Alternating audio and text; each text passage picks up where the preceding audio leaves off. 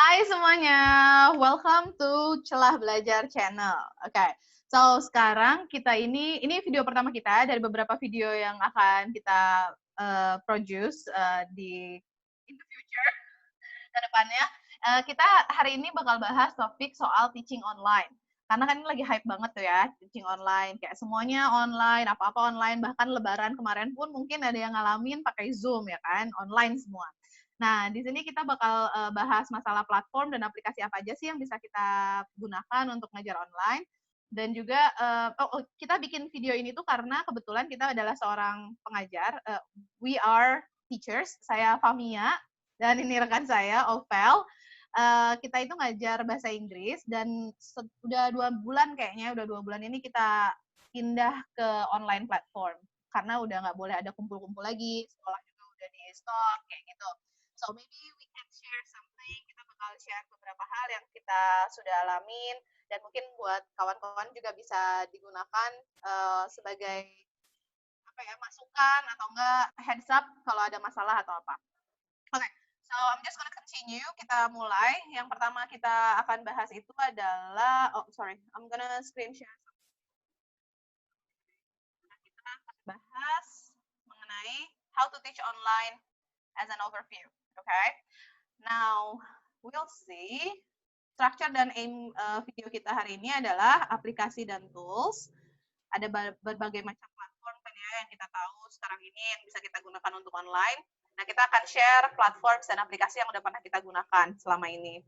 Terus ada review video conference apps, seperti yang kita gunakan sekarang, kita menggunakan Zoom. Tapi selain Zoom, ada juga beberapa aplikasi yang bisa kita gunakan untuk video conference. Kita akan review nih, kita bandingin mana yang paling baik, mana yang oke, mana yang not recommended. Okay? Nah, terakhir ini yang paling penting kayaknya. Ini adalah anticipated problems and solutions. Jadi kita udah sekitar 2 bulan kan yang ngajar online, kita tuh ngadepin beberapa permasalahan dan mungkin juga kawan-kawan juga sama-sama ngadepin masalah yang sama. Nah, kita akan bahas dan kita cari solusinya kayak gimana. Kita kasih saran untuk solusinya. Oke. Okay. The first question, ada berapa video yang kita bikin buat bahas pembelajaran online, ya kan? Nggak banyak sih sebenarnya, hanya ada 5. Itu aja udah cukup sebetulnya. 5 aja cukup untuk basic dan intinya sih kita bisa ngajar secara optimal lah untuk si murid-murid kita ini. Oke? Okay? Alright. Nah, ini yang paling penting nih yang dalam brackets, yang dalam kurung ini, a little help from your willingness to explore. Karena nggak mungkin juga kita bahas semuanya ya kan, kita nggak mungkin punya waktu buat bahas semuanya. Jadi kalau misalkan memang ada masukan dari kalian atau nggak ada pengalaman dari kalian yang udah kalian alamin, tinggal komen aja di comment section, tinggal taruh di situ. Nanti kita akan bahas bareng-bareng, oke? Okay? Oke, okay. Ready? Aplikasi dan tools. Nah, ada macam-macam. Tadi kayak yang udah aku bilang, berbagai platform untuk mengajar online. Tapi yang paling penting itu adalah LMS. LMS itu adalah Learning Management System. Biasanya sekolah swasta atau universitas itu udah menyediakan LMS sendiri. Cuman, kalau tidak disediakan, kita juga punya external LMS. Jadi, external LMS ini adalah LMS resmi yang memang kita bisa bikin secara manual, kita build secara manual supaya berbentuk seperti internal LMS yang mungkin disediakan oleh sekolah-sekolah ya. Oke. Kenapa sih harus pakai LMS? Nah, ini adalah keuntungan-keuntungan dari LMS yang akan kita bahas ini.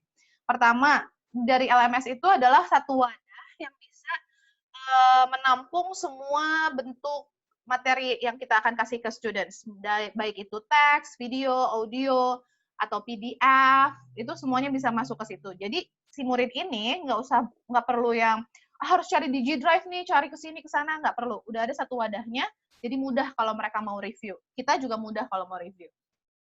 Nah, terus juga bisa diakses kapan aja sama kita sebagai teachers atau enggak sama students-nya juga bisa diakses kapanpun, dimanapun ya kan. Karena sekarang tuh kayaknya ruang dan waktu tuh udah bukan jadi masalah lagi kan. Lalu ada LMS ini juga menyediakan fitur evaluasi untuk murid. Ini tuh lebih objektif karena kan kadang-kadang ya kalau offline kita kan punya murid favorit gitu, walaupun idealnya kan nggak boleh ya, tapi kan kadang-kadang ada aja gitu. Nah, dengan LMS ini kita bisa mengevaluasi murid secara objektif. Nah, materinya yang udah kita masukin tuh tadi ke dalam wadah ini bisa bisa kita akses kapan aja dan bisa kita gunakan kapan aja. Nggak hanya untuk satu kelas ini nih. Kalau misalkan kita ngajar 5 kelas dengan materi yang sama, itu bisa langsung kita akses dari kelas yang sebelumnya untuk dipindah atau diimport ke kelas-kelas berikutnya. Jadi lebih gampang sesungguhnya buat teachers. Nah, yang paling penting dan yang paling saya suka dari fitur ini adalah murid masih tetap bisa berkolaborasi dengan teman-temannya. Jadi mereka nggak, walaupun mereka di rumahnya masing-masing, mereka nggak ngerjain semuanya sendiri gitu. Ngerjain tugas sendiri, ngerjain worksheet sendiri, enggak. Tapi kita tetap masih bisa discuss, tetap bisa berkolaborasi sama teman-temannya. Bahkan untuk homework pun masih bisa kerja kelompok nih, walaupun di rumah masing-masing gitu. Dan platformnya ini pakai platform utamanya itu adalah si LMS ini, ya kan? Oke. Nah, ada banyak rangkaian LMS gratis di internet. Kalau memang nggak disediakan oleh sekolah, jadi yang sekarang kita bahas ini adalah gimana caranya sih kita ngebangun LMS secara manual, karena nggak disediain sama sekolah, gitu kan? Ini akan kita bahas, oke? So, external LMS adalah Google Tools. Kita bisa menggunakan Google Tools. Ada banyak banget tools dari Google yang memang memudahkan buat kita. Dan juga video conference, dibantu oleh video conference. Jadi ini tuh kalau makanan tuh kayak 4 sehat, 5 sempurna. Nah, yang bikin sempurnanya ini adalah video conference. Nggak mesti, tapi it will make your class perfect. Oke. Ini untuk yang review video conference apps, lebih jelasnya itu akan dijelaskan oleh teman saya, oleh rekan saya, Ovel, karena Ovel ini lebih berpengalaman kalau masalah video conference, ya kan? Udah ngulik-ngulik nih dia segala rupa. Are you ready, Cak? Yes, I'm ready. Okay. Sip, thank you very much, Mi. Sekarang kita akan bahas sedikit tentang beberapa video conference apps kayak yang tadi Mia pernah sempat bilang. Ada sedikit dari Google, ada sedikit dari Zoom, dan ada sedikit dari beberapa video conference yang lain. Ada 5 yang bakal kita bahas hari ini, yaitu Zoom yang kita pakai sekarang ini, Meet ini dari Google, Webex itu dari mana ini ya? Cisco, betul. WhatsApp video call, hanya WhatsApp video call aja, jadi bukan WhatsApp chat ya. Dan Skype ini dari Microsoft. Oke, kita bahas beberapa fiturnya secara general. Pertama, fitur yang pengen dibahas adalah share screen. Share screen ini buat apa? Fungsinya share screen adalah kalau pas kita ngajar dan kita mau share apa yang ada di komputer kita, misalnya ada di browser atau ada di Word atau di PowerPoint, kita bisa hanya di beberapa aplikasi saja, yaitu Zoom, Meet, Webex, dan Skype. WhatsApp video call ini kebetulan nggak bisa, jadi dia hanya bisa untuk video call. Dan Google Meet lebih take it up a notch, jadi nggak hanya satu screen yang di-share at a time, tapi dia bisa multiple share. Nah, temennya share screen ini kita punya Annotate. Annotate ini apa? Annotate ini adalah jadi kalau kita lagi share screen dan kita pengen bikin catatan, atau yang lagi share screen mau bikin catatan, itu namanya Annotate. Dan dari beberapa aplikasi yang ada ini, yang bisa Annotate itu adalah Zoom, Webex saja. Jadi kebetulan kalau WhatsApp udah jelas ya nggak bisa Annotate karena dia nggak bisa share screen. Tapi Google Meet juga sayangnya belum bisa Annotate, dan Skype juga nggak bisa Annotate. Nah, kalau dari number of people nih, berapa masing-masing aplikasi, number of people-nya tuh bisa maksimal berapa? Sebenarnya lebih banyak, lebih bagus ya. Jadi kita lihat nih, dari 5 aplikasi ini, yang paling banyak itu Zoom, Meet, dan Webex. Tiga-tiganya tuh maksimal 100 partisipan. Kalau WhatsApp video call, ini hanya 8, tapi itu untuk latest update, karena sebelumnya itu hanya 4. Dan Skype itu untuk 25 orang secara bersamaan. Dan time limit, sama, time limit lebih tidak ada time limit, sebenarnya lebih bagus gitu ya. Nah, si Zoom, Meet, Webex, WhatsApp video call, sama Skype, yang mana yang paling bagus? Yang paling bagus tuh ternyata adalah Meet. Meet tuh nggak ada time limitnya. Tapi katanya kita baca-baca nih ya, dari September 2020 itu bakal ada 1 hour limit. Sementara Zoom dan Webex itu masing-masing 40 menit time limitnya untuk yang free version. Sementara WhatsApp video call dan Skype nggak ada time limit. Jadi yang paling bagus sebenarnya WhatsApp video call dan Skype karena nggak ada time limitnya. Oke, sekarang kita akan bahas fitur berikutnya, yaitu apakah encrypted, apakah bisa recording, apakah bisa breakout room, dan apakah ada whiteboard. Encrypted ini sebenarnya kita ngomongin soal keamanan dari si video call aplikasi ini ya. Nah, dari encrypted sebenarnya semuanya tuh ada encrypted, ada encryption. Yang kita sering dengar adalah end-to-end encryption, itu si WhatsApp video call. Tapi sebenarnya Zoom juga, jadi kan kita pernah dengar ya Zoom tuh katanya nggak cukup berbahaya karena nggak end-to-end encryption. Tapi sebenarnya ada juga, jadi mereka punya encryption, cuman memang nggak end-to-end namanya. Namanya itu adalah AES 256 bit encryption.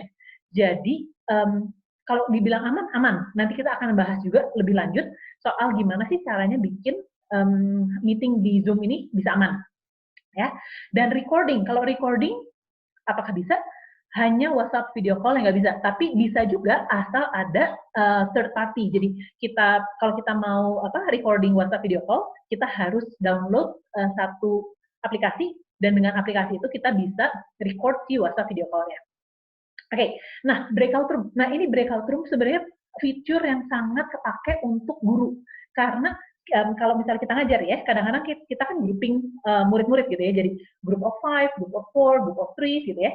Nah breakout room ini fungsinya hampir sama seperti grouping.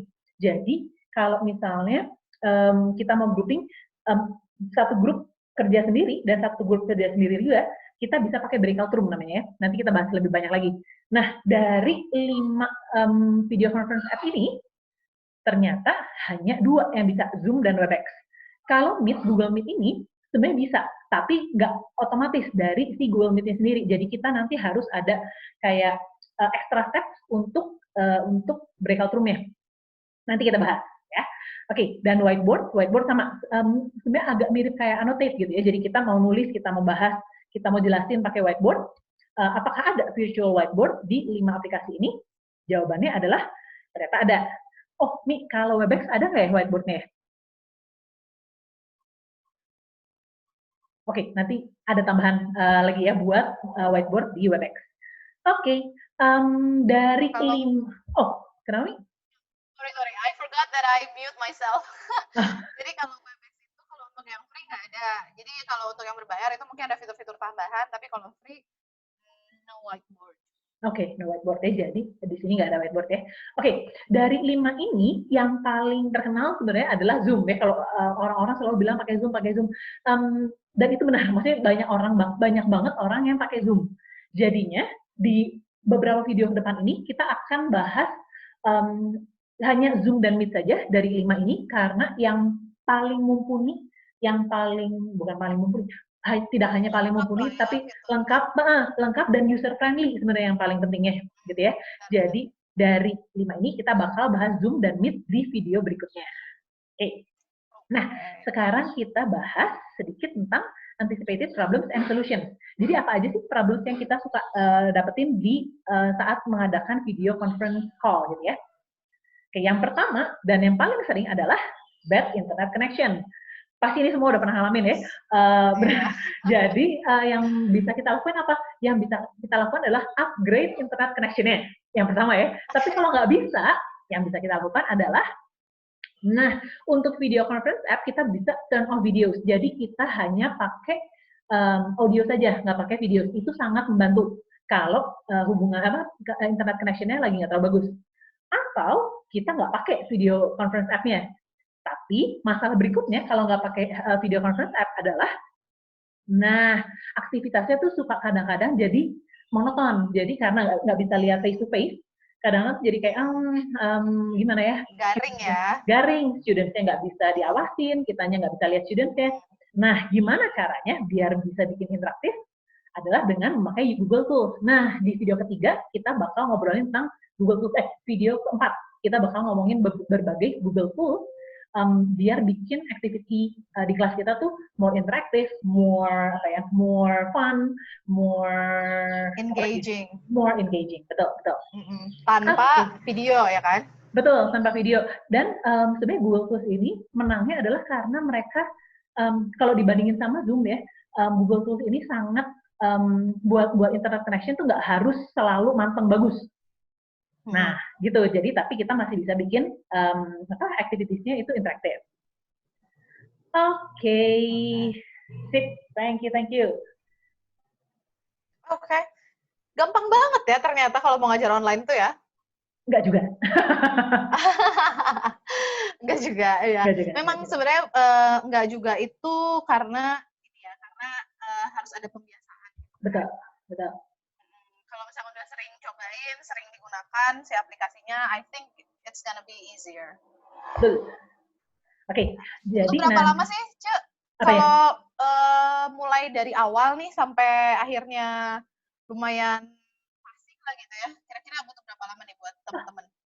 Sebenarnya kalau benar-benar beginner banget, belum pernah pakai Zoom segala sih, paling berapa ya? Kita suka waktu itu beberapa kali workshop, mungkin sejam 2 jam mungkin ya?